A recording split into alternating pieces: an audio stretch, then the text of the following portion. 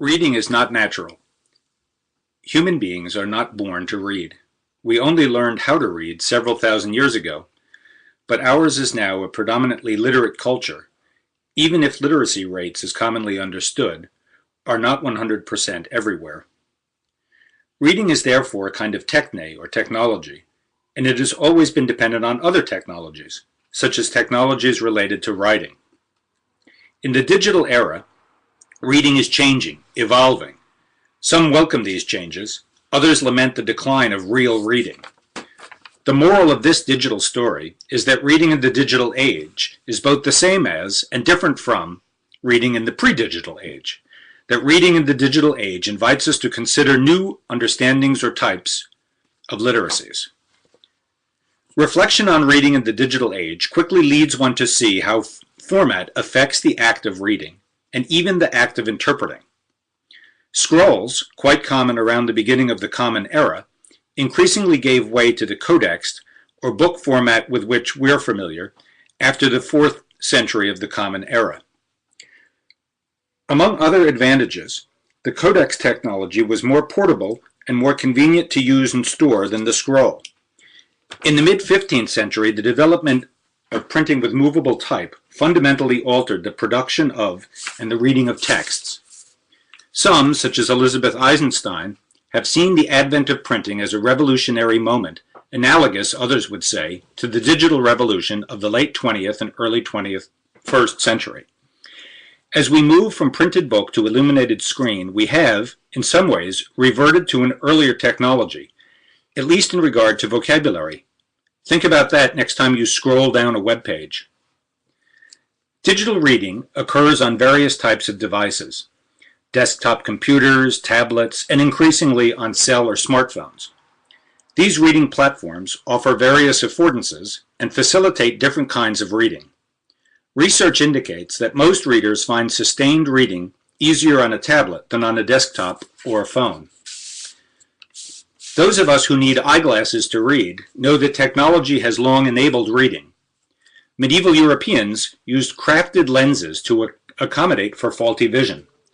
Today, digital technology easily allows for font manipulation, magnification, and other improvements for the visually impaired. Technology and reading go hand in hand. Indeed, some research suggests technology in the form of ebooks can enhance how beginning readers learn to read. This research presents evidence that the interactivity of electronic storybooks improves the motivation and even the attentiveness of those novice readers. This research argues that literacy in the 21st century includes the ability to learn, comprehend, and interact with technology, as well as the ability to read and write. Does this mean readers might be getting brainier? Thanks to scholars such as Marianne Wolf and Stanislaw Dehaene, we now know much more about neuroscience and reading, about the reading brain. Neuroscience has illuminated the reading process of eye movement, visual representation, and pattern recognition. Not surprisingly, however, students of neuroscience and reading often want to know how and why brain circuitry sometimes malfunctions, resulting in problems such as dyslexia. Other observers, famously Nicholas Carr, are interested in the more nefarious impact of digital technology on our reading brains. Carr and Sven Berkets have argued that the digital format, with its hyperlinks and other distractions, leads to and even encourages shallower, more fragmented, and less concentrated reading than does the print format.